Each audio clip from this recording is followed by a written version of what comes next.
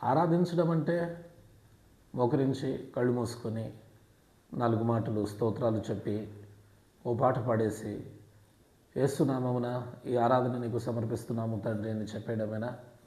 ఇంతేనా దేవుడు ఆశిస్తుంది? అయితే ఈ వాక్యం ఎందుకు ఇలా రాయబడి ఉన్నది? యోహాను 4:24 చదవండి. దేవుడు ఆత్మ గనుక ఆయనను ఆరాధించువారు ఆత్మతోనూ సత్యముతోనూ ఆరాధింపవలెనని వాక్యం రాయబడి ఉన్నది. అంటే మనం చేస్తున్న వీటన్నిటికీ ఇంకేదో యాడ్ అవ్వాలి. ఏమి యాడ్ అవ్వాలి? మన ఆత్మ యాడ్ అవ్వాలి. అంటే మన ప్రాణాత్మ దేహములతో మనం ప్రభువును ఆరాధించాలి.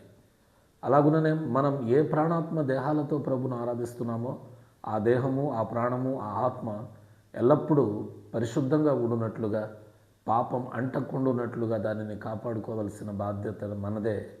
అలా చేసి ఆత్మను దేవునికి అర్పించి మనం ఆరాధించినప్పుడు దేవుడు ఆ ఆరాధనను అంగీకరిస్తాడు. ఎట్టి ఆరాధన చేస్తున్నావు? నీవు పరిశీలన చేసుకో. ప్రభు నిన్ను దీవించును గాక. ఆమేన్.